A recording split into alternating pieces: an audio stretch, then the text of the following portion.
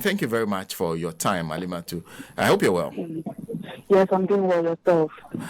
I am also doing well. I'm wondering why that comment that was made by the majority leader is a big deal to you.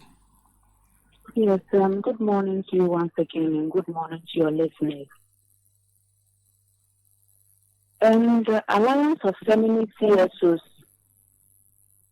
recognizes the comments of the Dishonourable Afenyo Markins as unfortunate and condemnable. Not only that, it is backwardness. The world has moved so many years ahead, and I'm surprised that a dishonorable member of parliament of him will still be thinking in that manner. There are so many international conventions. I think I'm hearing myself. You can hear yourself? Yes, I can hear myself. Okay, it's better now. Okay, you're very clear on this side. Okay. Yeah. Like I was saying earlier, the world has moved several years ahead of him. The conversation is no longer about policy makers, decision makers, leaders making such hate speak against women, but it's about faceless people, social media, and all that. That's the conversation on the table right now. So the world has moved so many years ahead of this member of parliament. And it is important to remind this member of parliament that the professor that he's referring to is one of the longest serving public officials that we have in this country, and yet there is no single dent on her credibility. We are talking about competence, we are talking about credibility, we are talking about a mother. He, as in the Markins is very young in the system, and yet we have not forgotten about the ADB scandal. We have not forgotten about the role that he played as far as the LGBTQ class issue is concerned. He goes ahead to say that he doesn't even mind if the people in his constituency will vote against him because of his support for the LGBTQ class agenda. We want to remind this honorable member of parliament that 7 December is not far. 7 December is not far from now. In fact, the subject on the table in Parliament had nothing to do with this professor. It appears that this man simply is anti-women and aspiration of women and women creating dominance about the future that we have forever waited for. He just left his home and decided that it doesn't matter whatever is on the table today. I am just coming to attack this woman. Of course, if his argument was issue-based, we wouldn't have had any issue. So we are throwing the caution to him and the light of him that we women in this country have waited for far too long. There is no any clear opportunity. If there is any chance for the vice president of this country, this is the only chance that we have.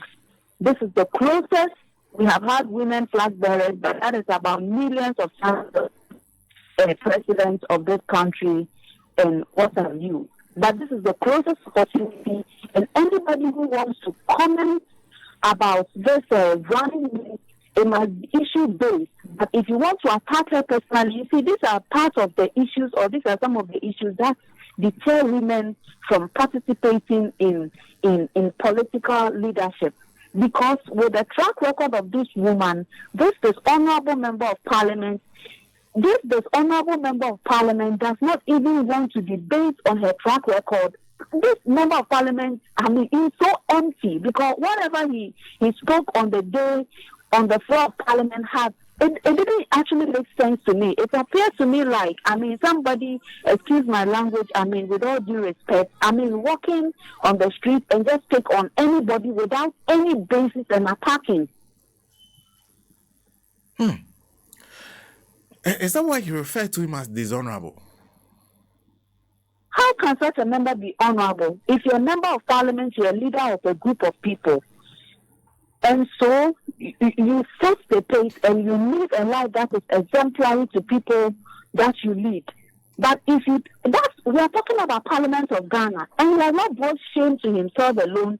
He has brought shame to the entire Parliament. I think the Speaker should consider training for some of these MPs of his caliber. And he's not just an MP; he's the leader of the majority group in Parliament. And it tells you, if you're a leader, you're a representative of the people.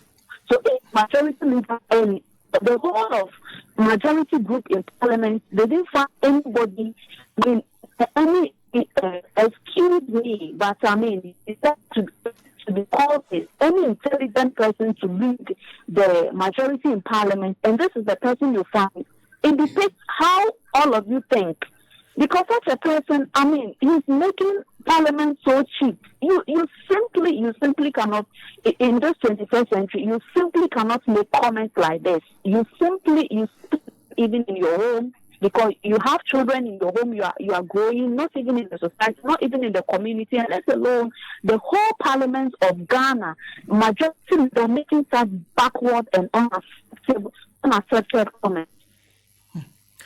Are you suggesting that Prof should not be subject to scrutiny, the choice of Prof by the National Democratic Congress, she herself, her track record, should not be subject to scrutiny? That is not what we are saying. Personally, I am a woman, okay? I'm one of the few women who rose to become a coordinating secretary for National Union of Ghana Students. I personally do not like positions reserved for women. And so I believe that men and women should have the same play. And at the end of the day, it's about competence, your ability to deliver. If the issues he raised were about her track record, was about her credibility, and all the issues that, I mean, has to do with ability to do her work, nobody will have issues with that. And even when it got to her track record, you could see that this honorable member of Parliament was completely uninformed. Then she went to Ministry of Education. Excuse me, we have published on Ghana Web in My Joy Online about her track record in Ministry of Education. And if he cares, he can go and educate himself there. So you're convinced he got everything wrong, but the majority chief whip insists that what he stated was factual. That Prof is 72 and that Prof is old. So what's the issue? You see, the United Nations Strategy and Action Plan on Hate Speech gives a definition of what a hate speech is. Okay? And it's any form of communication that discriminates in terms of race, color, age, gender, amongst others. This, you see, let me even quickly talk about this. If the majority chief whip is defending the majority leader, I've already told you, the leader is a replica of the people he's leading. Now, you are talking about a woman who is 70 years, and you are seeking to defend the achievements of an old man who is 80 years. You think you are the only person who can analyze the situation? If it is not hate against women, why would you be saying that 70 years person has issues and cannot deliver because of her age, and you are seeking to defend the record of a 70 years old man? I don't think if Prof was a man, the majority leader would be making such comments about her. He has subsequently on the floor actually retracted the statement. Is that good enough for you? You can't go and kill someone and come and apologize. You simply cannot go and rape someone and come and apologize. You must be measured in what you say first of all. Parliament is house of record, and this record has been recorded against him. And we shall refer to it as much as we can now and in future, that a majority leader, a whole majority leader, can take the floor of Parliament and make such comments about a running mate who is even younger than the president he was defending at the time. Alimatu, thank you very much for speaking to us this morning. Most welcome. Alimatu Issahak is Executive Director, Alliance of Feminist CSOs. And of course, Nancy, you were making the same point about the fact that it seems that criticism is only about